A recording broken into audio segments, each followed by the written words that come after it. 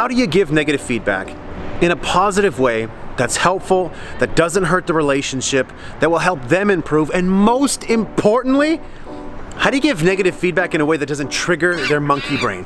That's what we're going to talk about today on Brain Jiu-Jitsu. All right, one of the biggest reasons why giving feedback is such a daunting process is because it's hard for both the person giving the feedback and for the person receiving the feedback. For the feedbacker, the person giving the feedback, they don't want to seem overly authoritative, they don't want to come off sounding harsh, and they certainly don't want to demotivate the person. And for the people receiving the feedback, they don't want to take it in a way that's going to be a criticism of their own self-worth, their own value. They also don't want to be put into an uncomfortable position. And so that's why it's so hard on both sides of the equation. But the biggest thing that we need to be aware of when giving feedback is not to trigger the monkey brain. Now, if you don't know what that is, that's the emotional response that we just have when we feel attacked, when we feel like we're being threatened. And it's our responsibility as the feedbacker to make sure that we don't trigger that monkey brain response. But you know what? It's also the responsibility of the one receiving the feedback to recognize that monkey brain response and to short circuit that before it takes over and makes the entire process unhelpful for both the person giving the feedback and for the person receiving it. So let's get into some details in terms of how to give negative feedback constructively and positively, so it doesn't trigger the monkey brain. It's easier for the feedback giver, and it's easy to receive as the feedback receiver.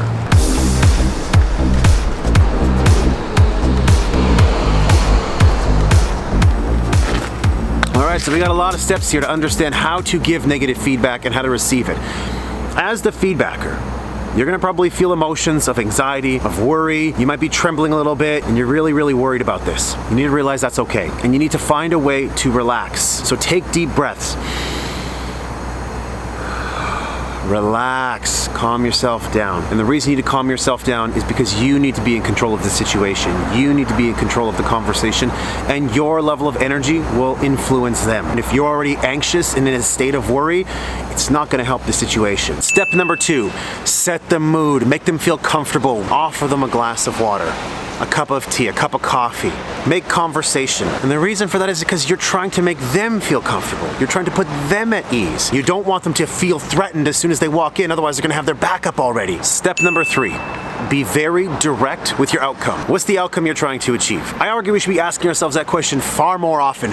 What's the outcome you're trying to achieve? So as the feedback giver, tell the receiver, the outcome of this meeting is I'd like to discuss your performance, and I would like to help you get better in certain areas, and I'd like to understand how I can help. And most importantly, tell them this is a two-way discussion. This isn't a one-way discussion where I'm gonna tell you what I want you to do, but you need to also tell me how I can help you.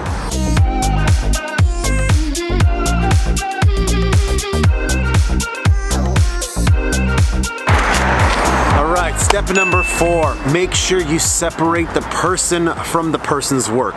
This is a really critical step because most feedback is taken as a personal critique when it's not designed to be that way. So make sure you tell the person that this is in no way a reflection of them as an individual, and this is strictly about the output of their efforts, their work.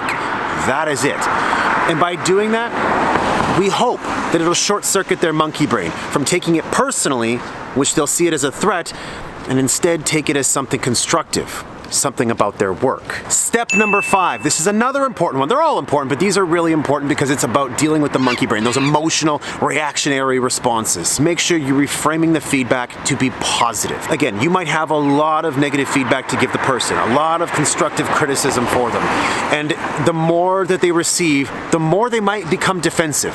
So it's important for you to be strategic in that conversation. Take a step back and say, I want you to know that I'm being very thorough here. And the reason I'm being thorough is because I care about you and I care about your performance, and I want you to win. That statement on its own is so important for you as a leader to deliver, to make sure that the person receiving the feedback is, again, put at ease and realizing that, okay, this person actually cares about me. They want me to do well, and that this isn't a personal attack. Step number 6, encourage a growth mindset. How do you do that? Use one of the power philosophies, the one I wear around my neck. It's not a setback, it's a setup.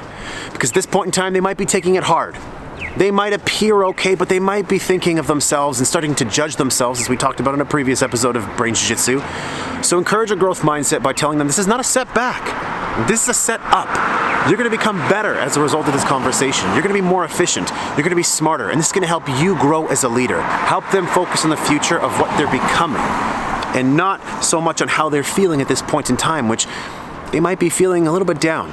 They might not be feeling great about themselves or the work or the output. And you know what? This might also be a great opportunity for you to share some stories about how you had certain setbacks in your career and how they turned out to be set-ups that helped you become better as a professional, as a leader, as a parent, as a child, whatever it might be. Share your own personal stories of setback to set up, and it'll really help put them at ease and understand, like, hey, I'm human, I make mistakes, I'm not perfect, and you know what, neither is the person giving this feedback, and people will really, really enjoy hearing those stories, especially at a time when they're getting a lot of feedback. And the final step, step number 7, end on a high note. End on a high note. Talk about something that they did positive. Talk about the thing that you enjoy about them. Talk about what you love what they do.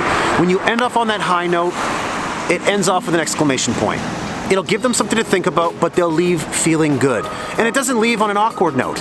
You can laugh, you can enjoy one another's company.